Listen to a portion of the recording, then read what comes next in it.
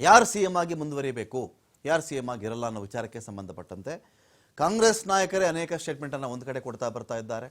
ಇನ್ನೊಂದು ಕಡೆ BJP ನಾಯಕರು ಏನು ಕಡಿಮೆ ಇಲ್ಲ, ಈ ಬಾರಿ ಇವರು ದಸರಾ ಮಾಡೋದೇ ಇಲ್ಲ. ಸಿದ್ದರಾಮಯ್ಯನವರು ಈ ಬಾರಿ ಅವರ ನೇತೃತ್ವದಲ್ಲಿ ಮುಖ್ಯಮಂತ್ರಿಯಾಗಿ ದಸರಾ ಮಾಡಲ್ಲ. ಡಿಸೆಂಬರ್ 31 ಆದಮೇಲೆ ಸಿದ್ದರಾಮಯ್ಯನವರು ಮುಖ್ಯಮಂತ್ರಿ ಸ್ಥಾನದಲ್ಲಿ ಇರಲ್ಲ. ಇದರಿಂದ ಹಿಡ್ಕೊಂಡು ಸರ್ಕಾರವೇ ಇರಲ್ಲ ಇರ್ತಾ ಇದೆ. ಇದು ಪೂರ್ತಿ ನಿಜಾನ? ಆಗಾಗ ಒಂದು 6 ತಿಂಗಳು, 3 ತಿಂಗಳು, 4 ತಿಂಗಳು ಬಣ, ಗುಂಪು, ಸಮುದಾಯಗಳದರಲ್ಲಿ, ಅದರಲ್ಲಿ ಜಾತಿ, ಬೇರೆ ಸಮುದಾಯಕ್ಕೆ ನಾಯಕತ್ವ ಎಲ್ಲ ಚರ್ಚೆಗಳು ಆಗ್ತಾ ಇರ್ತವೆ. ಸೊ ಆಗಾಗ ಸುರ್ಜೇವಾಲಾ ಅವರು ಬಂದು ಮತ್ತೆ ಮತ್ತೆ ಹೇಳಿದ್ದನ್ನೇ ಹೇಳಿ ಅದರ ಮೇಲೆ ಒಂದು ಮುದ್ರೆಯನ್ನು ಒತ್ತಿ ಹೋಗ್ತಾ ಇದ್ದಾರೆ ಸುರ್ಜೇವಾಲಾ ಅವರು. ಹಾಗಾದ್ರೆ ನಿಜಕ್ಕೂ ಈಗ ಈ ಒಂದು ಸರ್ಕಾರದಲ್ಲಿ ಸಿದ್ದರಾಮಯ್ಯನವರ ಕುರ್ಚಿ ಆಪತ್ತಿಗೆ ಸಿಕ್ಕಾಕೊಂಡಿದೆಯಾ? DK ಶಿವಕುಮಾರ್ ಅವರು ಮುಖ್ಯಮಂತ್ರಿ ಆಗೋ ದಿನಗಳು ಸನ್ನಿಹಿತ ಆಗಿದೆಯಾ ಅಂತ ನೋಡಿದಾಗ ಇಲ್ಲ ಅಂತ DK ಶಿವಕುಮಾರ್ ಅವರೇ ಮಾತಾಡ್ತಾರೆ. ಏನು ಮಾಡೋದಪ್ಪ, ಇಲ್ಲ ನನಗೇನು ಆ ಥರ ಇಲ್ವಲ್ಲಪ್ಪ, ಆ ಥರ ಇಲ್ವಲ್ಲ ಅಂತ ಹೇಳ್ತಾರೆ. ಸಿದ್ದರಾಮಯ್ಯನವರು ನಮ್ಮದು ಬಂಡೆ ಸರ್ಕಾರ ಸಿದ್ದರಾಮಯ್ಯನವರು ಮಾತಾಡ್ತಾರೆ. ಒಂದು ಕಡೆ ನಾವು ಚೆಕ್ ಮಾಡ್ತಾ ಹೋದಂಗೆ ನಾವು ಈ ಒಂದು ವಿಚಾರದಲ್ಲಿ ನೋಡಿ, ಇದ್ದಕ್ಕಿದ್ದಂತೆ ಕೈ ಜೋಡಿಸ್ತಾರೆ. ಕಡೆ DK ಶಿವಕುಮಾರ್ ಅವರು ಸಿದ್ದರಾಮಯ್ಯ ಅವರು ಕೈ ಜೋಡಿಸಿ ಒಗ್ಗಟ್ಟಿನ ಸಂದೇಶವನ್ನು ಒಂದು ಕಡೆ ಸಾರ್ಕೊಂಡು ಬರ್ತಾರೆ.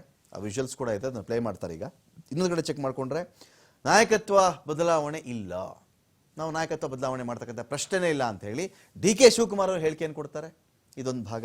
ಇನ್ನೊಂದು ಕಡೆ ಚೆಕ್ ಮಾಡಿದ್ರೆ 5 ವರ್ಷ ನಾನೇ CM ಅಂತ ಹೇಳಿ ಸಿದ್ದರಾಮಯ್ಯನವರು 2 ವರ್ಷ ಕಳೆದಿದ್ದಾರೆ. ಇನ್ನು 3 ವರ್ಷಗಳ ಕಾಲವೂ ಕೂಡ ನಾನೇ CM ಅನ್ನೋ ಒಂದು ಹೇಳಿಕೆ ಸಿದ್ದರಾಮಯ್ಯ ಅವರ ಕಡೆಯಿಂದನೇ ಒಂದು ಕಡೆ ಬರ್ತಾ ಇದೆ. ಇದಾದ್ಮೇಲೆ ಚೆಕ್ ಮಾಡ್ಕೊಂಡಾಗ ನಾವು CM ಬದಲಾವಣೆ ಇಲ್ಲ, ಸುರ್ಜೇವಾಲಾ ಅವರ ಓಪನ್ ಸ್ಟೇಟ್ಮೆಂಟ್ ಇದು.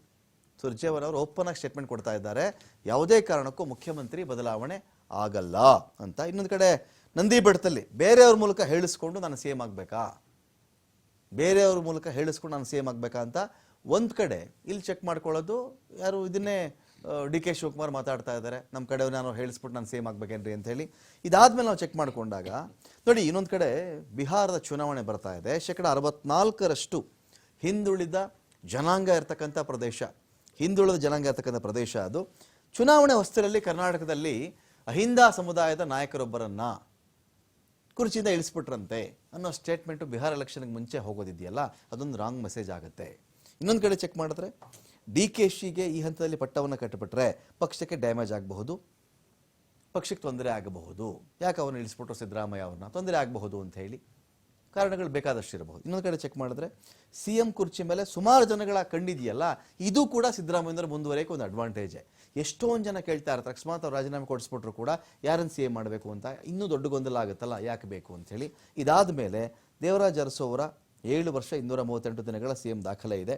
ಸಿದ್ದರಾಮಯ್ಯ ಅವರದು 7 ವರ್ಷ 48 ದಿನಗಳ ಕಾಲ ಆಗಿದೆ. ದಾಖಲೆಯನ್ನು ಸರಿಗಟ್ಟುವ ತವಕದಲ್ಲಿದ್ದಾರೆ. ಇದೆಲ್ಲ ಆದಮೇಲೆ ಪ್ರಮುಖವಾಗಿ ನಾಯಕರುಗಳು ಏನೇನು ಮಾತಾಡಿದ್ರು ಒಮ್ಮೆ ನೋಡಿ ಅಂತ ಡಿಬೇಟ್ ಸ್ಟಾರ್ಟ್ ಮಾಡ್ತೀವಿ.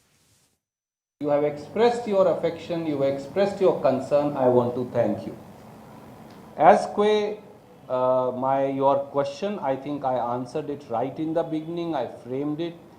This is an organizational exercise that is going on.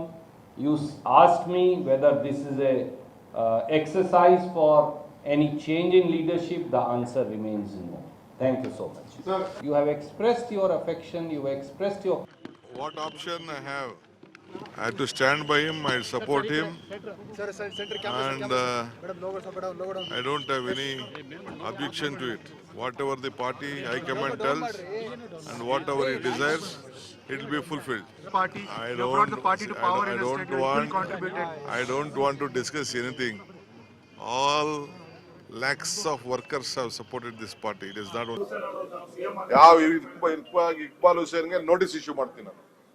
ಅವನು ಯಾರು ನನ್ನ CM, ನನಗೆ ಯಾರು CM ಆಗ್ತೀನಿ ಅಂತ ನಂಗೆ ಹೇಳೋದು ಅವಶ್ಯಕತೆ ಇಲ್ಲ. ಇವತ್ತು ನಾಳೆನೆ ಅವ್ನಿಗೆ ನೋಟಿಸ್ ಇಶ್ಯೂ ಮಾಡ್ತೀನಿ. ಇಕ್ಬಾಲ್ ಬಾಲಕೃಷ್ಣನು ಹೇಳೋದು ಬೇಡ, ನನಗೆ ಯಾರು ಅದೆಲ್ಲ ಬೇರೆ ವಿಚಾರ. ಪ್ರೆಸ್ ಸರ್ 5 ವರ್ಷ ನೀವೇ CM ಆಗಿರ್ತೀರಾ ಸರ್? 5 ವರ್ಷ ನೀವೇ CM ಆಗಿರ್ತೀರಾ ಸರ್? ನೀವು ತಾವು 5 ವರ್ಷ CM ಆಗಿರ್ತೀರಿ? ಹೌದು, ನಾನೇ. ಈಗ ಅವ್ರು ಬಿಜೆಪಿ ನವೆಂಬರ್ಗೆ ಬದಲಾವಣೆ ಆಗುತ್ತೆ ಅಂತ ಹೇಳ್ತಾ ಇದಾರೆ ಸರ್. ಯಾರು? ಬಿಜೆಪಿ ಅವರು ಜೆಡಿಎಸ್ ಅವರು ಸರ್. ಅವರು ನಮ್ಮ ಹೈಕಮಾಂಡ್. ಅಶೋಕ್ ಅವ್ರು ಹೇಳ್ತಾ ಇದಾರೆ ಎಲ್ಲ ಕಡೆ. ನಮ್ಮ ಹೈಕಮಾಂಡ್ ಏನ್ರಿ ಅವರು? Ashoka is a BJP man, Vijendra is a BJP man ಅಲ್ವಾ? Narayana Swamy is a BJP man. ಅವ್ರು ಹೇಳಿದ್ರೆ ನೀವು ಬರ್ದ್ಬಿಡೋಣ? ವೆರಿಫೈ ಮಾಡ್ಬೇಕಾ ಬೇಡ? ಅದಕ್ಕೆ ತಮ್ಮನ್ನ ಕೇಳ್ತಾ ಇದೀವಿ ಸರ್. ಅದಕ್ಕೆ ಇದೇ ವಿಚಾರಕ್ಕೆ ಸಂಬಂಧಪಟ್ಟಂತೆ ಚರ್ಚೆಯಲ್ಲಿ ಪಾಲ್ಗೊಳ್ಳೋದಕ್ಕೆ ನಮ್ಮೊಂದಿಗೆ ಮೋಹನ್ ವಿಶ್ವ ಇದ್ದಾರೆ, ಬಿಜೆಪಿಯ ವಕ್ತಾರರು. ಸ್ವಾಗತ ನನಗೆ ಮೋಹನ್ ವಿಶ್ವ. ನಿಮ್ಮ ಕಡೆ ರಘು ದೊಡ್ಡೇರಿ ಇದ್ದಾರೆ, ಕಾಂಗ್ರೆಸ್ನ ವಕ್ತಾರರು. ಸ್ವಾಗತ ರಘು ದೊಡ್ಡೇರಿ. ನಮಸ್ಕಾರ. ಸುಭಾಷ್ ಶೋಗಾರ್ ಅವರಿದ್ದಾರೆ, ಹಿರಿಯ ಪತ್ರಕರ್ತರು. ಸ್ವಾಗತ ಸುಭಾಷ್ ಶೋಗಾರ್ ಸರ್ ನಿಮಗೆ ಒಂದು ಡಿಬೇಟ್ಗೆ. ನಮಸ್ಕಾರ ರಮಕಾಂತ್. ಓಕೆ, ನನ್ನ ಪ್ರಶ್ನೆ ಫಸ್ಟು ರಘು ದೊಡ್ಡೇರಿ ನಿಮಗಿರುತ್ತೆ. ರಘು, ಈಗ ಈ ಪ್ರಶ್ನೆ ಇದೆ, ನೀವೇ ಪ್ರಶ್ನೆ ಕ್ವಶನ್ ಪೇಪರ್ಗಳು ನೀವೇ ಕೊಟ್ಕೊಂಡು ನಿಮ್ಮ ಕಡೆಯವರೇ ಉತ್ತರ ಕೊಟ್ಕೊಂಡು ಕೊನೆಗೆ ನೀವೇ ರಿಸಲ್ಟ್ ಬರ್ಕೊಂಡು ನೀವೇ ನಾನು ಎಕ್ಸಾಮಲ್ಲಿ ಪಾಸ್ ಆಗಿದ್ದೀನಿ, ನಾನು ಫಸ್ಟ್ ರ್ಯಾಂಕ್ ಬಂದು ನೀವೇ ಹೇಳ್ಕೊಳ್ಳೋದ? ನಿಮ್ಮದೇ ಪಾರ್ಟಿದ ಇದು? ಎಲ್ಲ ಇವ್ರದ್ದು ಇದೆ, ಬಿಜೆಪಿ ಅವ್ರದ್ದು ಹೇಳ್ತೀನಿ ಅದನ್ನ. ನಿಮ್ಮಲ್ಲಿ ನಿಮ್ಮಲ್ಲೇ ಗುಂಪು, ನಿಮ್ಮಲ್ಲೇ ಪ್ರಶ್ನೆ ಪತ್ರಿಕೆನೂ ನಿಮ್ದೆ, ಉತ್ತರವೂ ನಿಮ್ದೆ, ಅದ್ರ ವ್ಯಾಲ್ಯೂಯೇಷನ್ ಮಾಡೋರು ನೀವೇ, ರಿಸಲ್ಟ್ ಅನೌನ್ಸ್ ಮಾಡ್ಕೊಂಡು ಸ್ವೀಟ್ ತಿನ್ನೋದು ನೀವೇ. ಇದು ಹೆಂಗಿದೆ, ಯಾವ ತರ ಕಥೆ ಇದು? ನೋಡಿ ರಮಾಕಾಂತ್, ಆಕ್ಚುಲಿ ಮುಖ್ಯಮಂತ್ರಿಗೆ ಮತ್ತೆ ಮುಖ್ಯಮಂತ್ರಿ ಉಪಮುಖ್ಯಮಂತ್ರಿಗಳನ್ನ ನಾವು ಯಾರನ್ನು ಇಲ್ಲಿ ಸ್ಟುಡಿಯೋದಲ್ಲಿ ಸ್ಟ್ರೀಟ್ ಅಲ್ಲಿ ಮಾಡಲ್ಲ. ಆಯ್ತು, ಮುಖ್ಯಮಂತ್ರಿಗಳನ್ನ ಮಾಡೋದು CLP ಮಾಡ್ತದೆ. ಕರ್ನಾಟಕ ಕಾಂಗ್ರೆಸ್ನಿಂದ ಸೆಲೆಕ್ಟ್ ಆಗಿರ್ತಕ್ಕಂಥ ಶಾಸಕರು CLP ನಲ್ಲಿ ಯಾರು ತೀರ್ಮಾನ ಮಾಡ್ತಾರೋ ಅವರು ಪಕ್ಷದ ಅಧ್ಯಕ್ಷರಾಗಿ ಇದಾಗ್ತಾರೆ, ಶಾಸಕ ಪಕ್ಷದ ನಾಯಕರಾಗ್ತಾರೆ. ತೀರ್ಮಾನ ಮಾಡ್ಬೇಕಾದ್ರೆ ಒಂದ್ ವಾರ ಬೇಕಾಯ್ತು ನಿಮಗೆ, ಅದು ಬಿಡಿ, ಗೋಲ್ಡನ್ ಬಾಕ್ಸ್ ಇಟ್ಟು ವೋಟ್ ಮಾಡಿಸ್ಬಿಟ್ಟು ಎಲ್ಲ ಅಲ್ಲೇ ಬಿಜೆಪಿ ಒಂದೂವರೆ ತಿಂಗಳಾಗಿದೆ. ಶಾಸಕರು ಮತ್ತೆ ನಮ್ಮ ಹೈಕಮಾಂಡ್ ತೀರ್ಮಾನದಂತೆ ಮಾನ್ಯ DK ಶಿವ್ 138 ಜನ ಇದ್ರು, 138 ಜನ ಸೇರ್ಕೊಂಡು, ಇನ್ಕ್ಲೂಡಿಂಗ್ DK ಶಿವಕುಮಾರ್, ಇನ್ಕ್ಲೂಡಿಂಗ್ ಸಿದ್ದರಾಮಯ್ಯನವರು ಸೇರ್ಕೊಂಡು ಸಿದ್ದರಾಮಯ್ಯನವ್ರನ್ನ ಮುಖ್ಯಮಂತ್ರಿ ಮಾಡಿದ್ದಾರೆ, DK ಶಿವಕುಮಾರ್ ಉಪಮುಖ್ಯಮಂತ್ರಿಯಾಗಿ ಆಯ್ಕೆ ಮಾಡಿದ್ದಾರೆ. ಅದೇ ರೀತಿ 34 ಜನ ಮಿನಿಸ್ಟರ್ನ ಆಯ್ಕೆ ಮಾಡಿದ್ದಾರೆ. ಷರತ್ತುಬದ್ಧ ಅಲ್ಲ, ಷರತ್ತುಬದ್ಧನೂ ಅದು ಷರತ್ತು ಹಾಕ್ಲಿಲ್ಲ ಯಾರು? ಅಲ್ಲ, ಯಾವಾಗ್ಲೂ ಷರತ್ತುಬದ್ಧ ನೀವು ಒಳ್ಳೆ ಕೆಲಸ ಮಾಡ್ಬೇಕು ಅಂತ ಇದ್ದೇ ಇರುತ್ತೆ.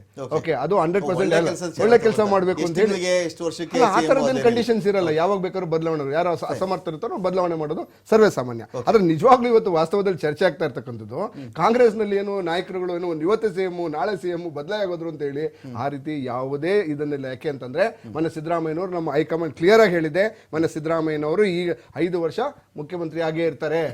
ಓಕೆ, ಸೊ ಈಗ as of now high command has decided Siddaramaiah ಅವರು ಕಂಟಿನ್ಯೂ ಆಗ್ತಾರೆ ಅಂತ ಹೇಳಿ. ಮುಂದೆ ಕಾಲಾಯ ತಸ್ಮೈ ನಮಗೆ ಯಾರಿಗೂ ಗೊತ್ತಿಲ್ಲ. ಓಕೆ, ನನಗೂ ಗೊತ್ತಿಲ್ಲ ನಾಳೆ ಏನಾಗ್ತೀವಿ ಅಂತ, ಸುನಾಮಿ ಕಾಲ್ ತೊಳಿತಾಗುತ್ತೆ ಅಂತ ನನಗೆ ಗೊತ್ತಿತ್ತಾ? ಸೊ ಹಾಗಾಗಿ ಕಾಲ ಏನಿದೆ, ಕಾಲ ಈಗ ಆಸ್ ಆಫ್ ನೌ ಸಿದ್ದರಾಮಯ್ಯನವರು 5 ವರ್ಷ ಸಿದ್ದರಾಮಯ್ಯ ಮುಖ್ಯಮಂತ್ರಿ ಆಗಿರ್ತಾರೆ, DK ಶಿವಕುಮಾರ್ ಉಪಮುಖ್ಯಮಂತ್ರಿ ಆಗಿರ್ತಾರೆ. ಸೊ ಇನ್ನೊಂದು ಹಲವಾರು ನಾಯಕರುಗಳು ಏನ್ ಹೇಳ್ತಾ ಇದ್ದಾರೆ, ಇವರು ಬಣಗಳು. ಸಾಮಾನ್ಯವಾಗಿ ಒಬ್ಬ ನಾಯಕರಿದ್ದಾರೆ ಅಂತಂದ್ರೆ ನಾಯಕರ ಫಾಲೋವರು ಯಾವಾಗಲೂ ಅವರ ಅಭಿಮಾನದಿಂದ ಹೇಳ್ತಕ್ಕಂಥದ್ದು ಸರ್ವೇ ಸಾಮಾನ್ಯ, ಎಲ್ಲಾ ಪಕ್ಷದಲ್ಲೂ ಇರ್ತದೆ. ಅದೇ ರೀತಿ ಇವತ್ತು ನಾವು ನೋಟಿಸ್ ಕೂಡ ಕೊಟ್ಟಿದ್ದೇವೆ ನಾವು ಇಕ್ಬಾಲ್ ಅಹಮದ್ ಅವರಿಗೆ. ಸೊ ಅವರು DK ಶಿವಕುಮಾರ್ ಅವರು 100 ಜನ ಸಪೋರ್ಟ್ ಇದೆ ಅಂತ ಹೇಳಿದ್ರು, ಅದಕ್ಕೋಸ್ಕರ ನೀವು ಈ ರೀತಿ ಎಲ್ಲ ಸ್ಟೇಟ್ಮೆಂಟ್ ಕೊಡಬಾರ್ದು ಅಂತ ಹೇಳಿ ಹೈಕಮಾಂಡ್ ಅವ್ರನ್ನ ವಾರ್ನ್ ಮಾಡಿ ಒಂದು ನೋಟಿಸ್ ಅನ್ನ ಕೊಟ್ಟಿದ್ದೇವೆ. ಸೊ ನಾನು ನಿಜವಾಗ್ಲೂ ಬೇರೆ ಅವರೆಲ್ಲ ಮಾತಾಡ್ತಾ ಇರೋದು ಇವ್ರು CM ಅಂತ ಇವ್ರು CM ಅಂತ ಅಂದ್ರೆ ಯಾರ ಬರೀತಿದ್ರಪ್ಪ? ಈಗ ಇಕ್ಬಾಲ್ ಹುಸೇನ್ ಅವ್ರ ವಿಚಾರದಲ್ಲಿ ತೊಟ್ಲು ತಗೋದು ಇವರೇ, ಮಗು ಚಿವುಟೋದು ಇವರೇ ಹೇಳಿಸ್ತಾರೆ, ತಿರುಗಿ ಇವರೇ ಬಾಯಿ ಮುಚ್ಚಿಸ್ತಾರೆ, ಇವರೇ ನೋಟಿಸ್ ಅಂತಾರೆ. ನಿಜಾನ ಇದು? ಅಲ್ಲ ನೋಡಿ, ಅದು ಜನ ಸೋಷಿಯಲ್ ಮೀಡಿಯಾ ಬಂದಿದ್ದು ಹೇಳ್ತಾ ಇದ್ದೀನಿ ನಾನು. ಅವರ ಸೋಷಿಯಲ್ ಮೀಡಿಯಾದಲ್ಲಿ ಬರ್ದೋರ್ ಅಭಿಪ್ರಾಯ. ಸೊ ಇನ್ನೊಂದು ವಿಚಾರ ಏನು, ಇಕ್ಬಾಲ್ ಹುಸೇನ್ ಯಾರೀಗ? ಅಲ್ಲ, Iqbal Hussain one of the ಶಾಸಕರು. ಎಲ್ಲಿ ಅವ್ರ ಶಾಸಕರು? ರಾಮನಗರದವರು. ರಾಮನಗರ ಶಾಸಕರು. DK ಶಿವಕುಮಾರ್ ಯಾವ ಜಿಲ್ಲೆಗೆ ಸೇರ್ತಾರೆ? ಬೆಂಗಳೂರು ದಕ್ಷಿಣದವರು. ಅದೇ ರಾಮನಗರ, ಅದೇ ಹೇಳಿ ದಕ್ಷಿಣ ಆಯ್ತು ಸರಿ, ಅಲ್ಲಿಗೆ ರಾಮನಗರ ಜಿಲ್ಲೆ ಅಂತ ಜಿಲ್ಲೆ. ಸೊ ಈಗ ಅವ್ರ ಕಡೆ ಅವರೇ ಗೊತ್ತಿರೋರೆ, ಅವರ ಟಿಕೆಟ್ ನೋಡಿ, ಅಭಿಮಾನ ಅನ್ನೋದು ನೋಡಿ, ಬಾಲಕೃಷ್ಣ ಅವರು ಅಲ್ಲ, ಬಾಲಕೃಷ್ಣ ಒಂದ್ ನಿಮಿಷ, ಅಭಿಮಾನ ಪ್ರತಿಯೊಬ್ಬರಿಗೂ ಇರ್ತದೆ. ಸಿದ್ದರಾಮಯ್ಯನವರು ಪರವಾಗಿ ಹೇಳ್ಸ್ಕೊಂಡು ನಾನು CM ಆಗ್ಬೇಕಾಗಿಲ್ಲ. ಅಲ್ಲ, ಸಿದ್ದರಾಮಯ್ಯನವರು ಹೇಳಿದಾರಲ್ಲ ಆ ರೀತಿ, ನಾನು ಯಾರನ್ನೋ ಅಂದ್ರೆ ಅವರೆಲ್ಲ ಡಿಸೈಡ್ ಮಾಡಿರೋದ್ರಿಂದ ಇವತ್ತು ಸಿದ್ದರಾಮಯ್ಯನವರು ಮುಖ್ಯಮಂತ್ರಿ ಆಗಿದ್ದಾರೆ. ಅದ್ರ ನಿಜವಾಗ್ಲೂ ವಾಸ್ತವದಲ್ಲಿ ಏನು ಅಂತಂದ್ರೆ ಕಾಂಗ್ರೆಸ್ ಪಕ್ಷದಲ್ಲಿ ಮಾತ್ರ ಇಷ್ಟು ದೊಡ್ಡ ನಾಯಕರ ದಂಡೆ